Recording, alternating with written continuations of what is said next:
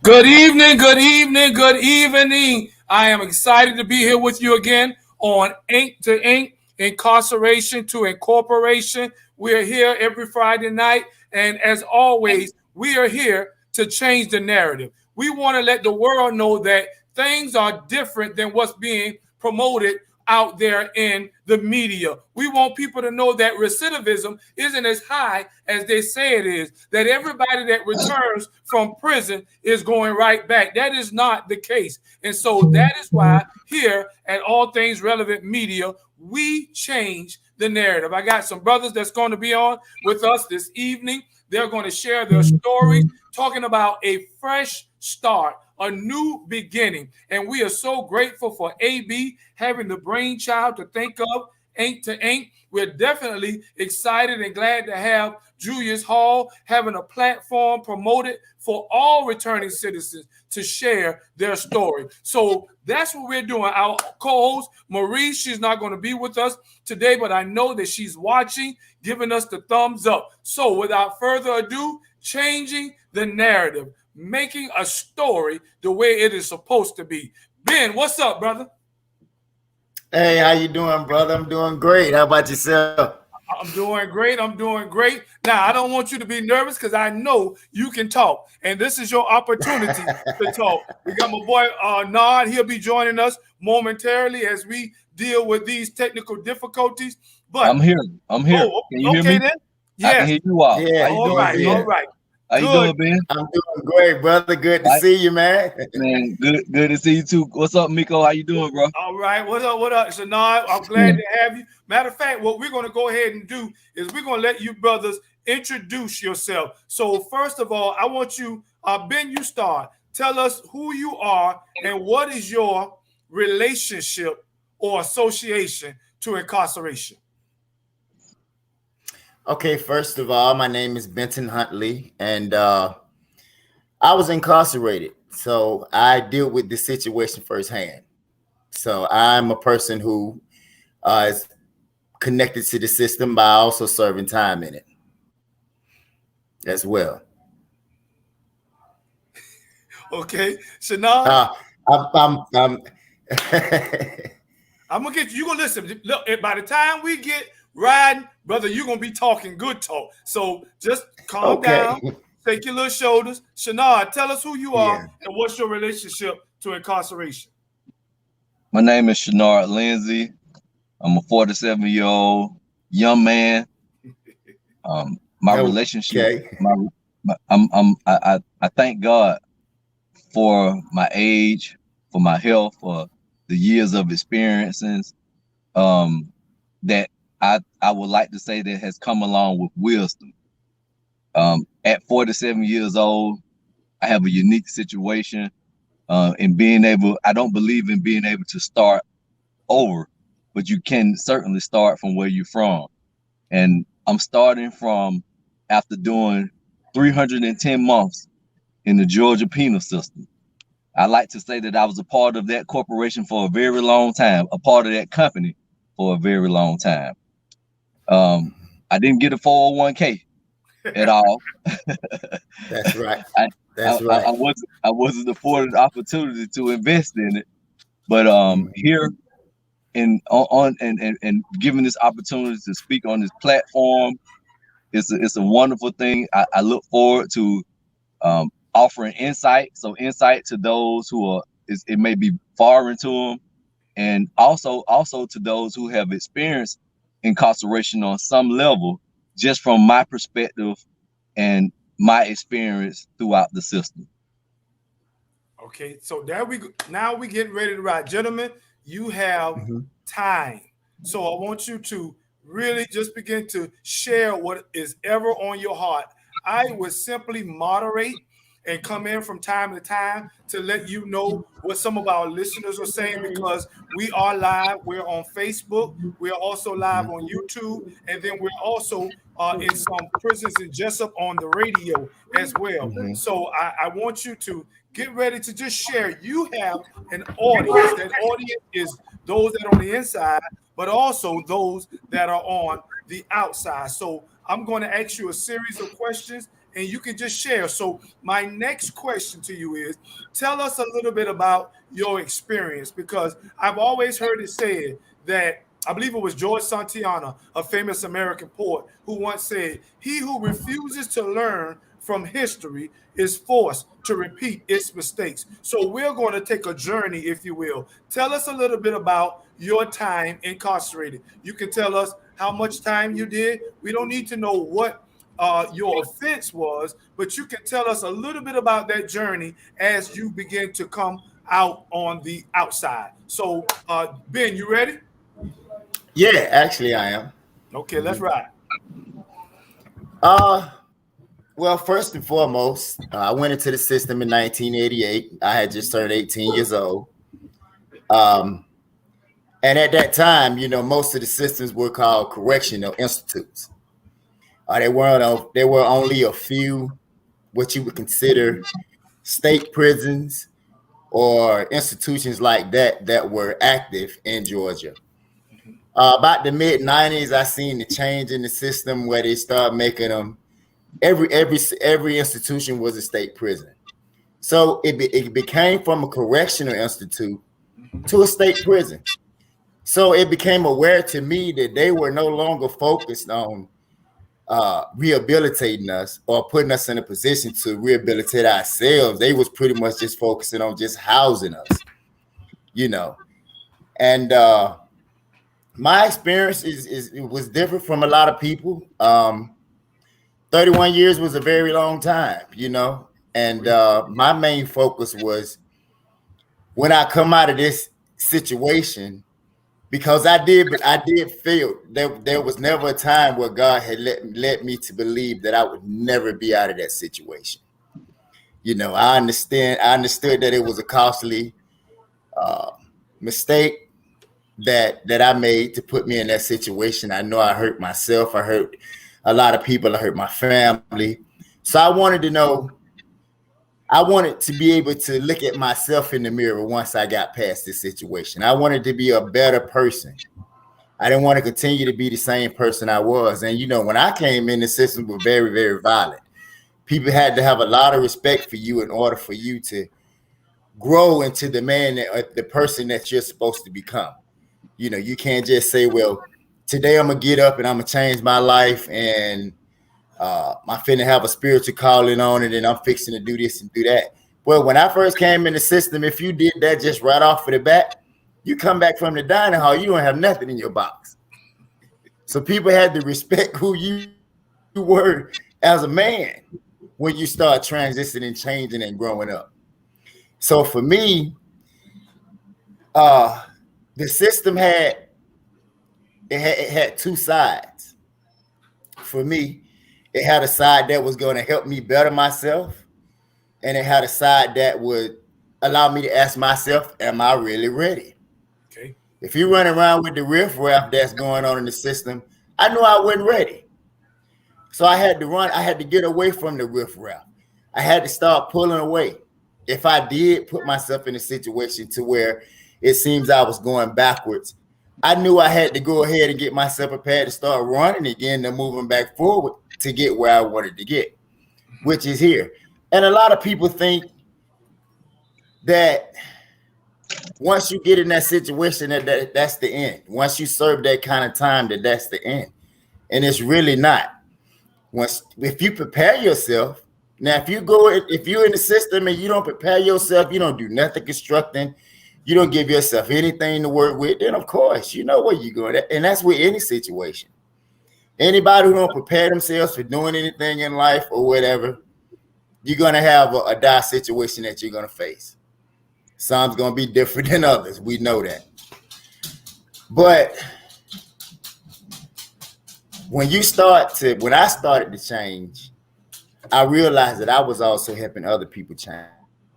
That made me feel better about myself, and it made me want to continue to move forward myself and help other people. These are people I never even knew. You're talking about some of the hardest criminals that you grew up around, and you look back and you say, wow, I helped this person. This person come forward and tell me, that I really helped them. So that was a big change for me as well, especially in places like Alto, Valdosta. Really don't, hear that much about that anymore. Reedsville, GSP. But people that think that you can't get out and make it, they're wrong. They're wrong. Now, if you get out and you want to jump into the streets and you don't want to be a grown man about it or a grown woman about it, then of course, you may end up back in that situation. But if you want to do something with the rest of your life, when you get out of that situation, people don't make you come back to prison. You're the only person that could put you back in that situation. Like now, it's gonna be hard. It's not gonna be peaches and cream. Somebody's gonna give you a chance, some is not. But wait a minute, before you go there, hold up before you go there, because I'm going to transition you into the outside. Marie, can you hear me? I can hear you, Miko. Good evening. How are you doing, Marie? Fine. How you doing, Miko? I'm doing wonderful. You see, we got our guys on. We got Shanard Linsey and we got Benjamin Huntley on. Young men. This is how you doing, Marie Jones. Hello. So Marie gonna jump in from time to time and also share. But Shanard, same question. Tell us a little bit about your stint, if you will, and then you're getting ready to transition to the outside. And then I will bring you into that next question, which will be, was your transition to the outside a smooth one or a difficult one? And then tell us why. So give us a little bit of your history and work us on up to where you are. Okay. All right. First and foremost, I want to thank you all for this opportunity. Glad that you can join us, Marie. Good to see you and meet you again. Well, thank you. Yes, I began this journey of my incarceration in January 13th, 1996. Came in as a young man, 20 years old, Um, I didn't come in hopeless, although I was sentenced in the courtroom to a life sentence plus 20 years. I never in my life imagined that I would do 5 years. I never, so this is from before being sentenced until after being sentenced in the courtroom. I guess it's just the way that I'm wired. It's the faith that I had. I was on the run. So I'm gonna back up real quick. I was on the run and running from the authorities from the crime that I had committed, right? Just for clarity, what on the run means. And I knew that I had gotten myself in some trouble that money was not going to be able to get me out of. I did not have a relationship with God. And although I was on the run, I had just recently acquired a house. And so I felt like I was in a safe place. I wasn't concerned about the authorities come looking for me because nobody knew of the house, right? But in that safe place, with only a bed in this particular room that I was in and a television, without me having a relationship with God and the realization that my money wasn't going to be able to get me out of trouble, I can distinctly remember in this very moment crying out to a God that I didn't have a relationship with. Not crying, but praying. I don't know what I prayed, but I remember reaching beyond myself. I knew that I had gotten myself in some trouble that money wasn't going to get me out of, and it would have to be something bigger than myself. I knew that back then. And that whatever that was intuitively inside of me caused me to cry out. So I did come up around a praying mother, a praying grandmother. We wasn't a church going family. We didn't even play charades on Easter like many families did. We didn't even dress up on Easter and play that way. However, so in fast forward in my getting arrested and charged, going to trial, and even after being convicted, I had appeals. So I had an attorney. I had an attorney that I felt represented me well in court. And though I got convicted, I was still confident on appeals that I would get some relief, find some relief in post-conviction. And so that never happened. And years are going by. But as the years are going by, I spent every bit of my first 10 years in prison not doing no, I was, and so let me back. This is very key. This is very key for me and for our listening audience. I had never read a book in my life prior to being charged with this crime. I was in the hole. And I was in the hole. I read my very first book. And I had graduated high school and still had never read a book. I had graduated high school and never read a book. The very first book I read was a Marcus Garvey book. And it felt so good to be able to read or to have that sense of accomplishment. I then determined that all the books that I had done book reports on, because I had graduated high school, I had got pieces of a book report from this girl, pieces from a book report from that girl, because we all had the same book report, right? And I would piece their book report to create my own, right? And so after reading that Marcus Garvey book, I began to think about all the books that I had read, or I'm sorry, I had turned book reports in on, and I determined that I was going to read every book that I could remember turning a book report in on. And so fast forward, I want to say that because that's key. My first 10 years, I didn't believe in going to detail. Only thing it used to be a thing that was called road dog. So in Georgia, they would do inspections every day rather. And I would just go outside the dorm to walk around on the sidewalk to avoid inspection. When they would come in, I would exercise for 2 or 3 hours, and at some point, I would read something.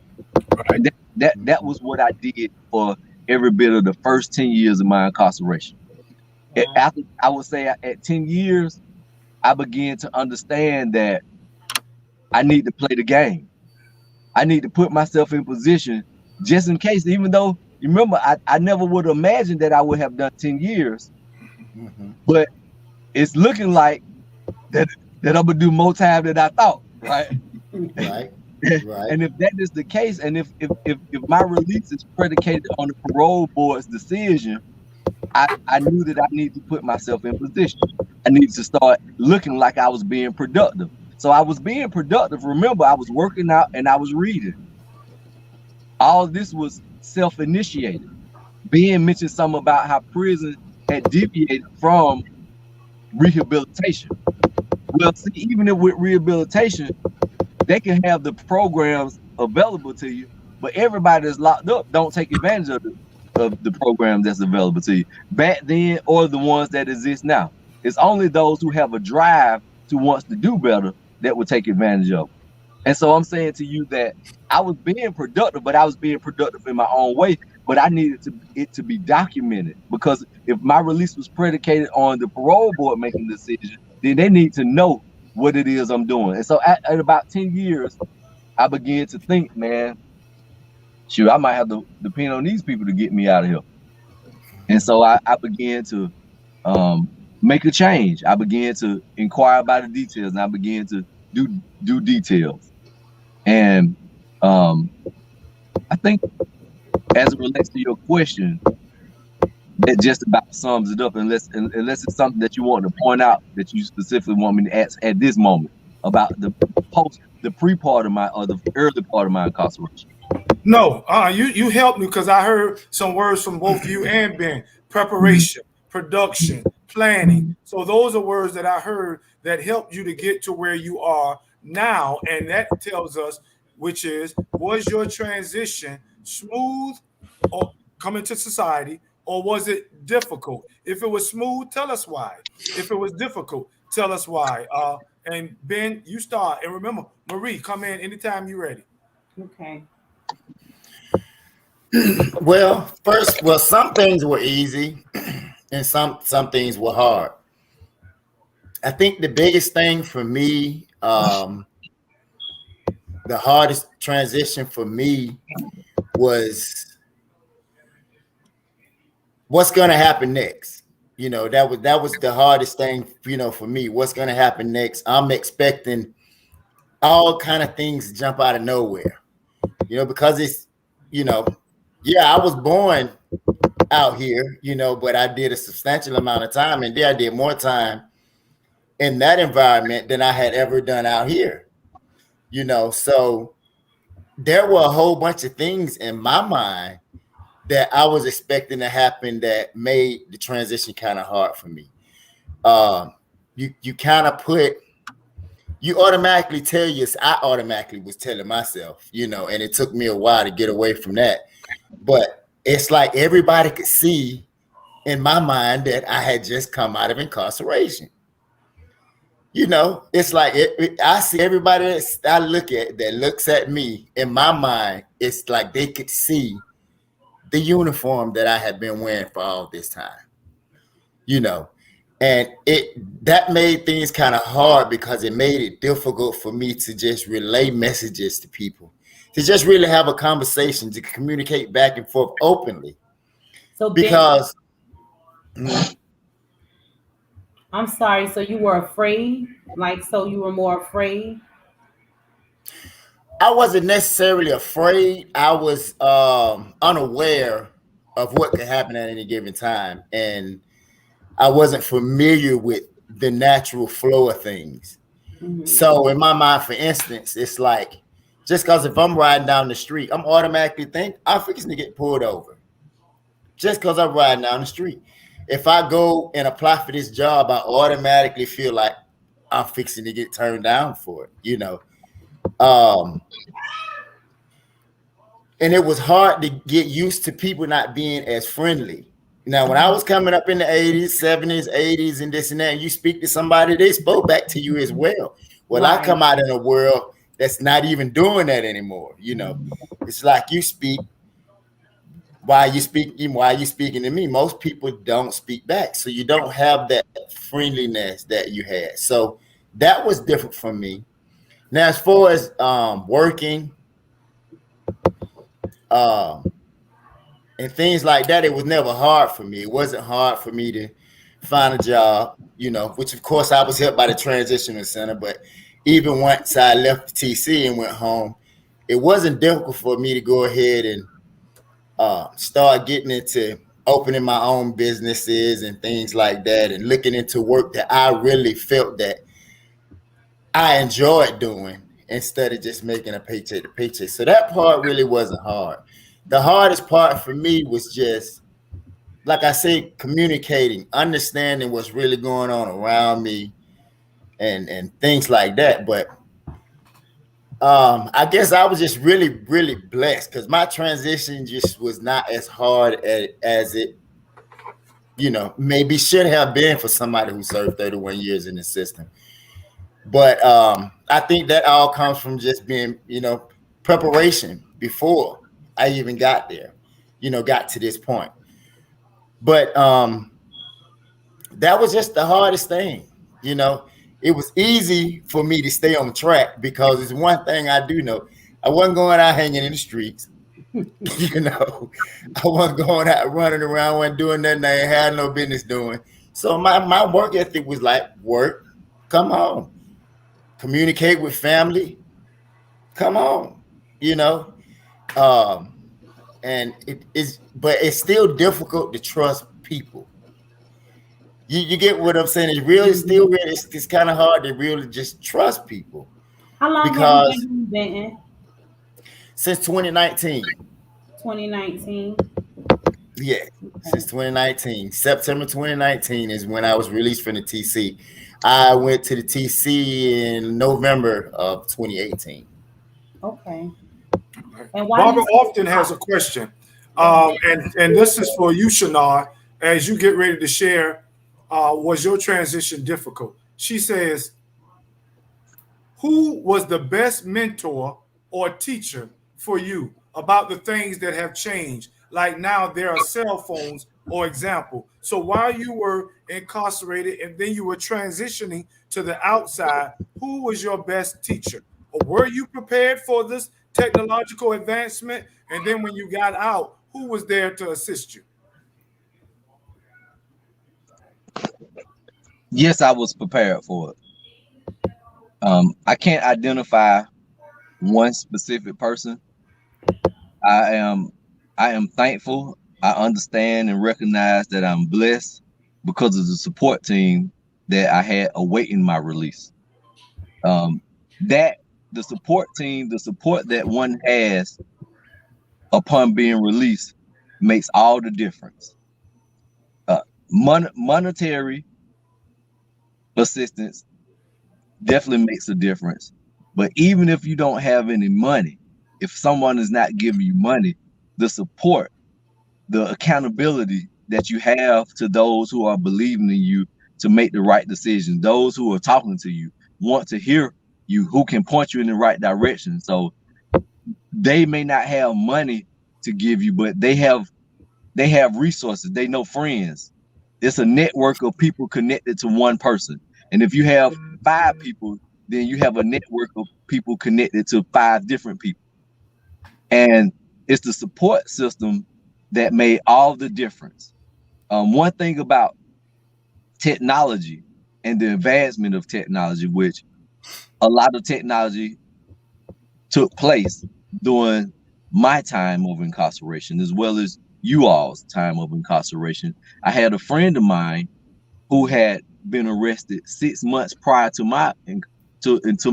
me being arrested, and he did 10 years, and so he got out 16 years before I was released.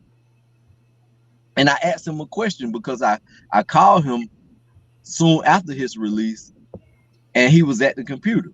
And one of the questions that I asked him, and he helped me, he gave me a simple understanding for me not to be intimidated with technology. I asked him how was he doing with interacting with the computer. But prior to my incarceration, a computer was not in every home. It was not in every 1 out of 5 homes. Computers were rare in someone's home, especially in the urban community. And so that was a question that I wanted to know. But he assured me with a simple answer And he simply said that because I know how to read, and in my knowing how to read, that's all you have to do. The computer will show you what to do. All you have to do is follow simple steps. And he went further in saying the difference between me learning how to navigate through the computer and someone who's savvy with it. The savvy person knows how to go through all the shortcuts, where I would just have to go step by step, and because it's new to me. And with that understanding, because I knew that I could read and I can comprehend, I didn't have any problem with embracing technology. Now that I still ask people for advice to show me things. Even today, we just had minor technical difficulties, and I told Miko I didn't know how to do it because I only just got a laptop only recently. And so let me say to you all right now, to the listening audience, after doing 310 months, if I had stayed incarcerated 2 more months, this month of January, I would have been incarcerated a total of 26 years. I've only been released as of today, 81 days. After 25 plus years, too much from being 26 years in prison. It has been good. It has been awesome. Any descriptive word, exciting word, any word that has color that matches being released, I'm telling you that's what it is. That's right. I love that. That's right. Any very descriptive word that you can find, that's what it is. Fresh start. That's why we named this this podcast tonight. Fresh start is because that's what both of you have, a fresh start. Ellis says prison gives you time to do things that you've never done before in the free world, like read books or get to know God or become an attentive parent and to be a better friend, or also to educate yourself. Tell us a little bit about what both of you are doing right now. For example, I'll let Marie start off, because the thing that we all have in common, the common denominator on this screen tonight, is that all of us are returning citizens. And so Marie can share just briefly. Marie, let them know now, what are you doing? What things are you doing, whether it's organizational or relational? What are you doing right now that they can be inspired by? Well, I'm with. How y'all doing again, guys? All right. Me and Julius, but I call him Miko. We have an organization by the name of OAA. I'm a part of that, which stands for Offender Alumni Association. And then me and Miko is also a part of Incarceration to Incorporate. And I love this because the 3 E's that we have, we come to educate, empower, and encourage one another. And none of us can do this alone. It is so good when you have somebody who can help you, to encourage you, to give you kind words, to give you resources. We love giving resources and help to jobs, helping people find housing. So it is really good. I work, I'm a mother. And I'm not trying to ever go that route again. I have not did the amount of time that you and Shanard and Julius have done. And God knows I don't ever want to even do that. I don't even want to think about fathom doing that. You understand? But I am so glad that you are home, Shanard. You say he just been home 80 days, and I'm glad you are home. Being welcome home, guys. That just get into like you say, get into the mindset of doing something different. Because if you do something different, you will not return to prison. Yes. If you have that same mindset and do the same things, that's when it will be a revolving door. So, Amen. yeah. I like that. So with that being said, Ben, I want you not.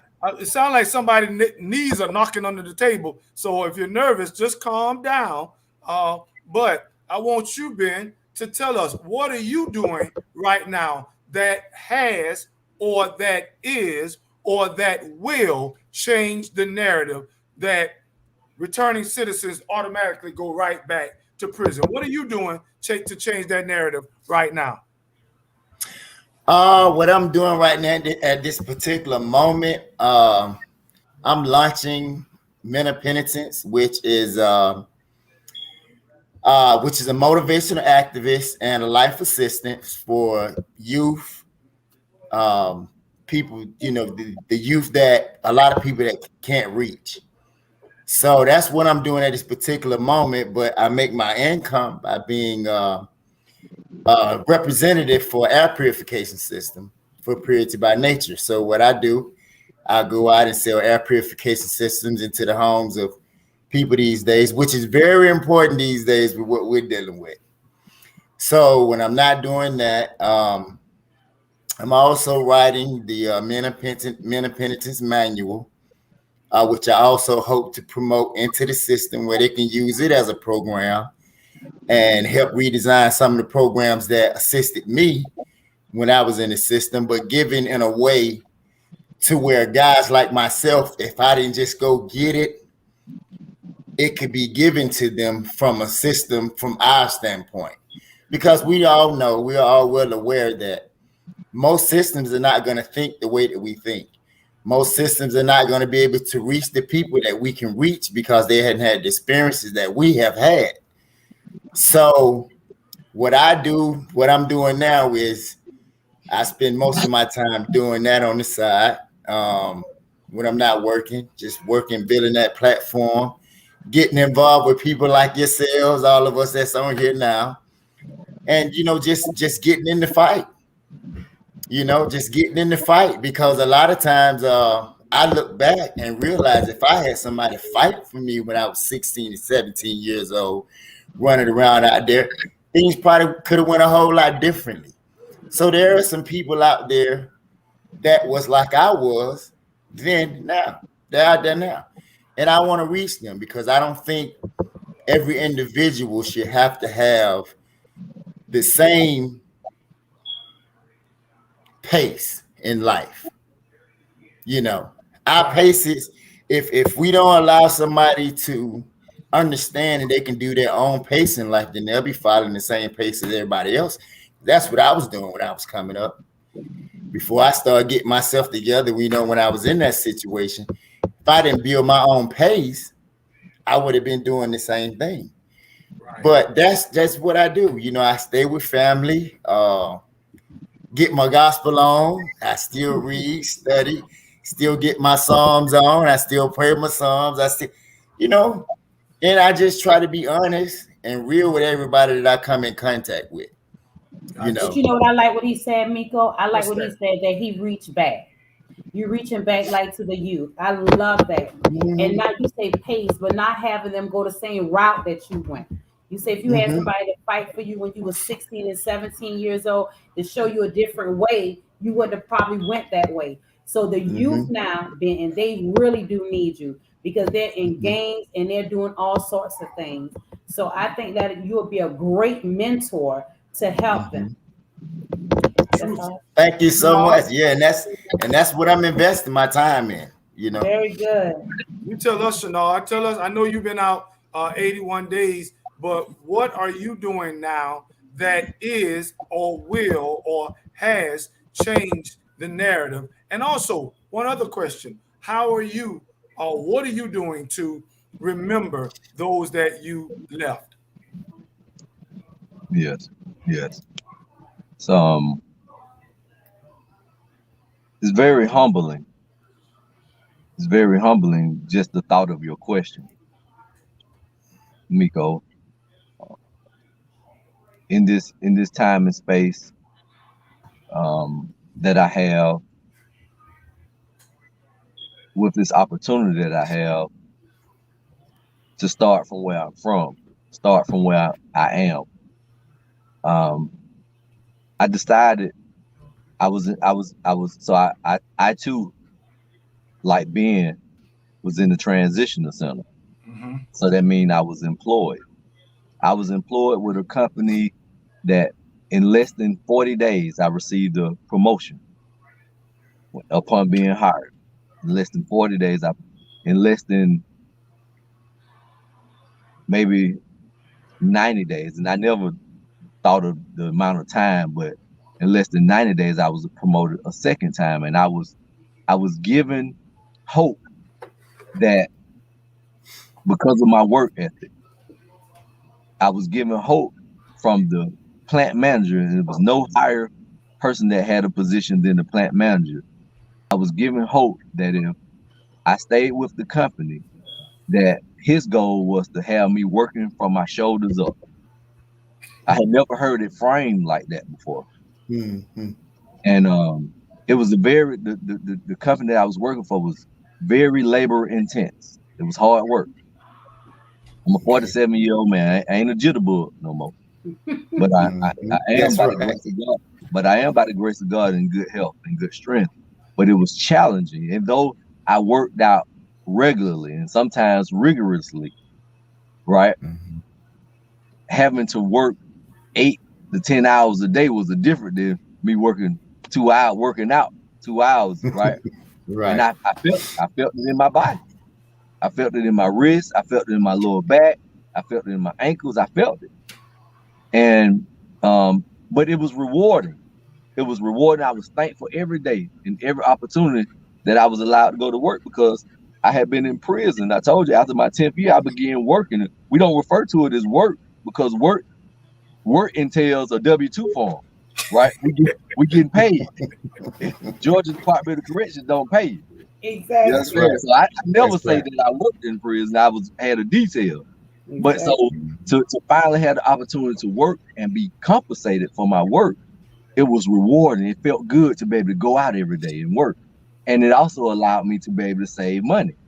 We still had to pay for housing. We still had to pay for room and board. We still had to pay for transportation, but it didn't compare to out here and the cost of living out here, right? And it was not from the beginning of me being in the work release. And so with a life sentence, even being in the transition center, the question mark still defines your future. You still never know exactly when you're going to get out until they tell you. You don't know until they tell you. You're being in the transition center, then no, you still don't know. You're just more hopeful than you were when you were incarcerated, when you were in prison. Right. And, I want to say to you all, when I finally got that date, I want to say this. You didn't ask this question, but Miko, I believe I was more excited about finally having a date than I was when I was actually released. Because I spent all of those years not knowing when I would be released. And so finally getting a date, I want to say, and it's not what I want to say, I know in this moment, it felt better than the day that they actually released me. Wow.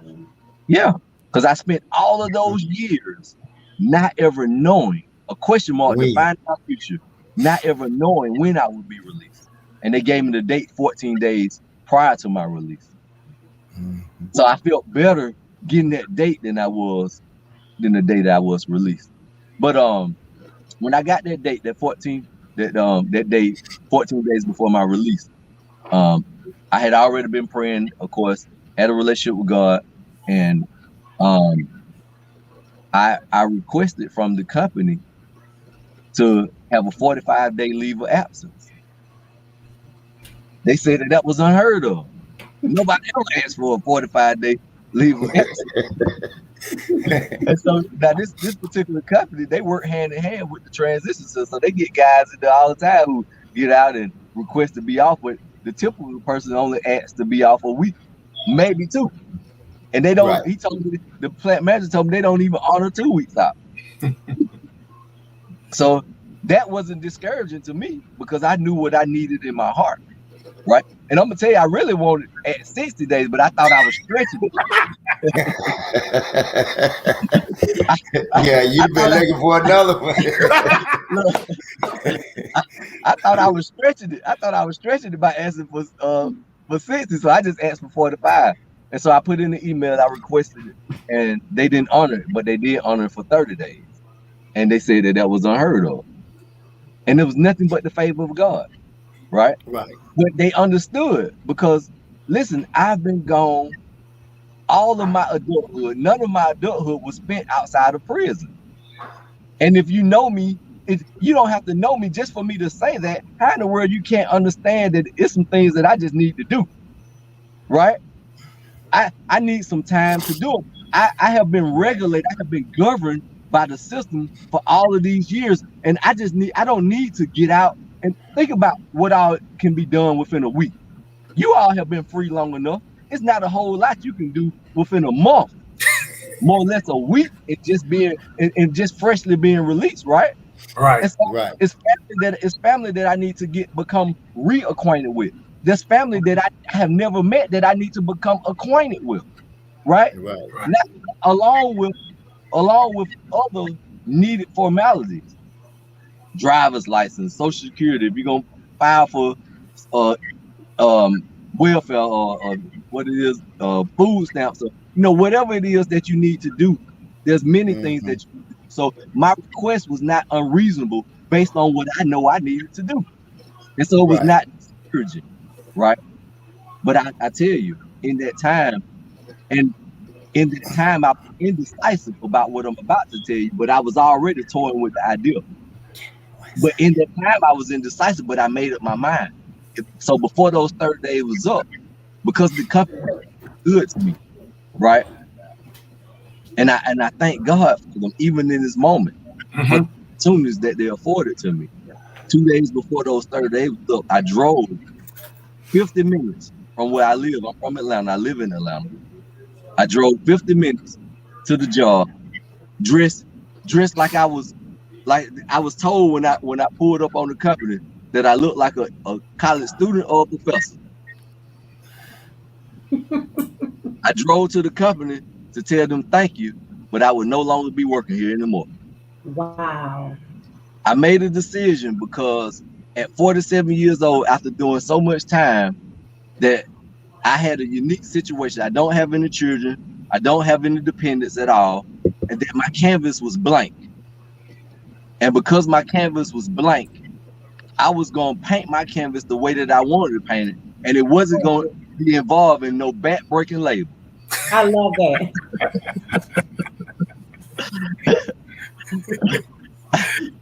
I determined that I was going to do the things that were geared toward my definite purpose.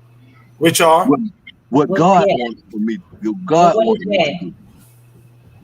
I determined that.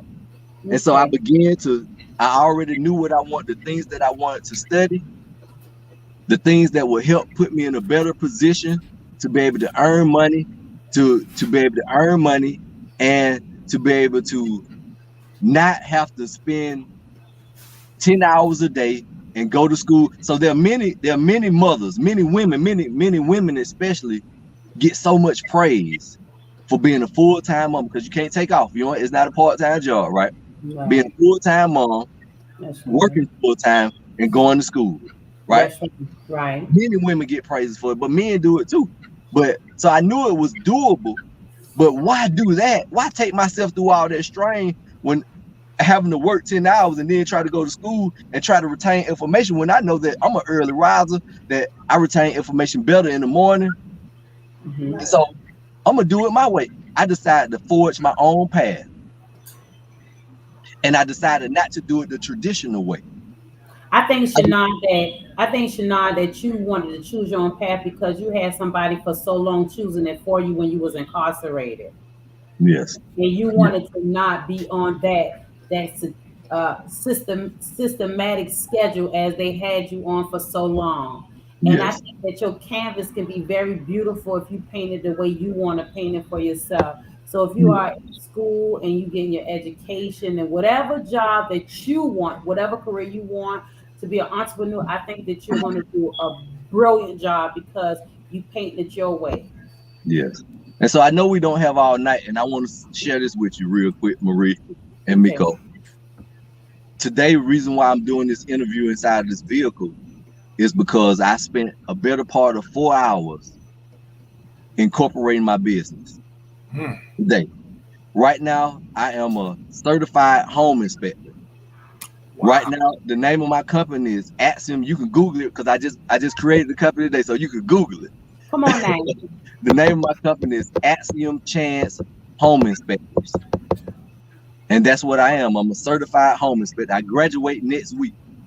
Congratulations. Congratulations. Yes, and the process took a whole lot longer than I thought it would take. So, and I was determined because if I give somebody my word, I want to honor my word. And so I hadn't eaten anything all day because I was bogged down with that, and somebody was helping me. And so I was based on their time and them helping me to do it. But yes, In my forging my own path, I decided to do it the non-traditional way. And I can say to you, I give all glory to God that I have the drive, that I wasn't afraid to quit a job, because the job security is security in a job, right? And having a job. But that's what allowed me to be able to save money. I have nothing but the glory of God. Miko, you got to call me because I got to show you my view. Yes, sir. From my own spot. My spot is my condo. Okay. Not apartment. Come on And now. I say this just because it's all that God has allowed. But I have my own place. I don't stay with anybody. You know, it feels good waking up every day to be able to, you know, just to be at peace and not hear the noise of somebody else. Right? Yeah, man. It's a blessing. So, you know, I'm gonna be quiet. Brett says, Congrats. congratulations. Brett said, congratulations. Congrats. Barbara often, she says, congratulations and good luck. And Francine Gain is also watching, and they are congratulating the both of you for where you are right now, this first start in your life. And as we get ready to turn the corner, I want us, because we got an audience that we are speaking to. Our realities are not the same. And we say this so often. My reality was not the same as many others. When I came home after doing 26 years, I had family. I had gainful employment. I had faith-based community. I had all those things that I needed to help my transition be a smooth and a successful one.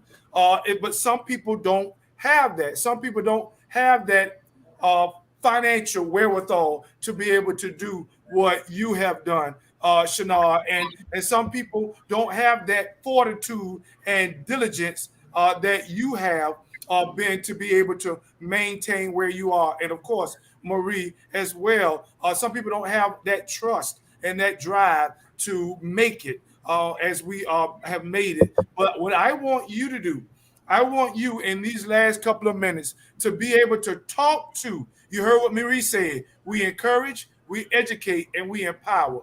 Well, you have different audiences, target audiences.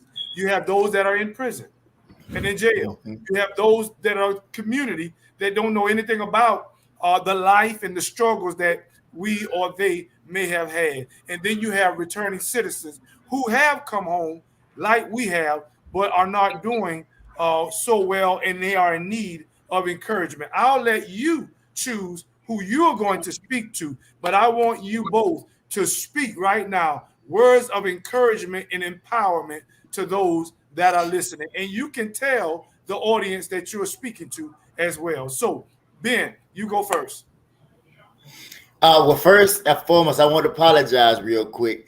I get the little side cramps every now and then, so I have to get out of the screen and you know, stretch them out sometime when you sit still and it's kind of cold out here. But I mean, I think my audience really is everybody. You know, if you living, hey, and I think I'm everybody's audience. I'm a part of everybody else's audience because I'm still living. You know, for me, I created a motto when I was running the Faith and Character-Based program at Johnson. And my motto was, I come out of the cell and I say every day, the whole dorm say, get better. And that's what it is. As long as you can, success to me is measured by the day before. And I learned that some time ago. So if it's hard for you today, think about what you went through today and know how different you want it to be tomorrow.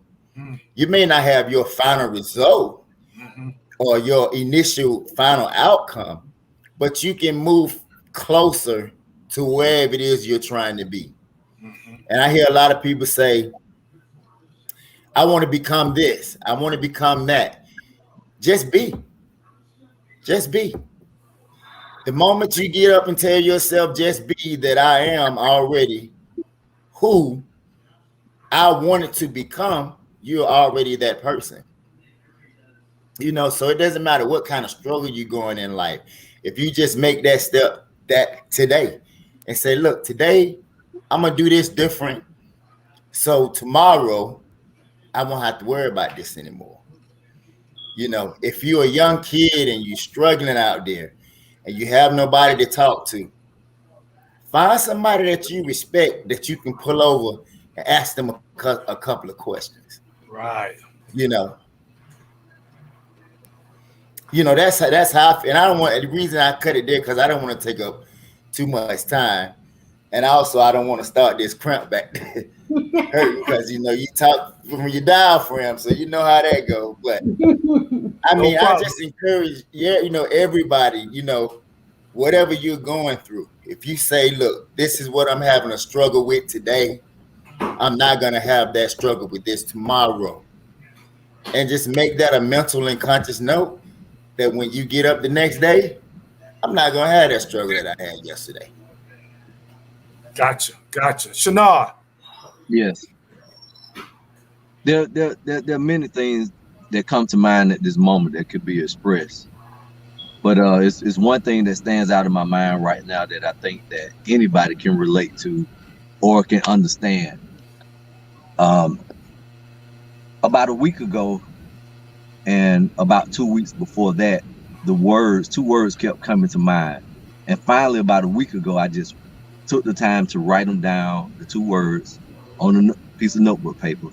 And I wrote it in turned the paper as long as you could, in the longest form that you could turn it, and wrote it. And I didn't even have any tape, but I tore a piece of tape off an Amazon package and taped it on my refrigerator. And those 2 words are be productive. Mm. And so no matter what we encounter in life, no matter how smooth it is, no matter how difficult it may be, I never said this. Ben said it. I said it in different words. But you have to, if you don't have the mentality, you need to adopt the mentality. If you don't have faith, you need to have faith. But you need to always believe that it's going to get better, no matter how bad it is. And in your believing that it's going to get better, you need to be productive, be proactive about it. You need to be proactive. You need to be proactive about making change for yourself. Don't sit around waiting on anybody else. Like whatever it is that you can do all that you can do. And as the scripture says, stand. Right?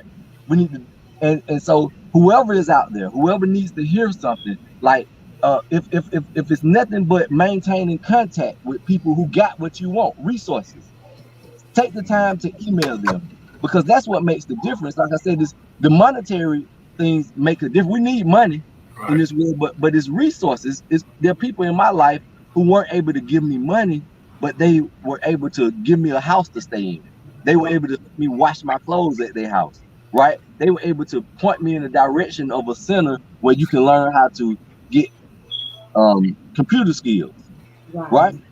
And so if you need to be proactive, if nothing else, and I feel like I'm speaking to somebody, if nothing else, contact the people who you know that care about you. Like, take the time to message them. Don't worry about how often they message you.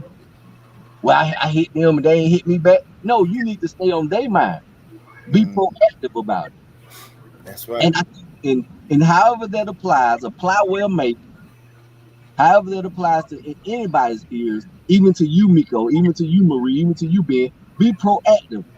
Don't be procrastinating. Don't be putting things off. Go ahead and do it. Make it happen. Do all that you can do. And as the scripture says, the scripture doesn't say do all you, but the scripture says, and then stand. Be still. Yeah, be still. But do all that you can do and feel good about that. Right. Awesome. Brett gives you a high five and is clapping his hand for you. Brothers, I appreciate you. Marie, what do you want to share, Marie, before we get ready to close out towards these 2 gentlemen?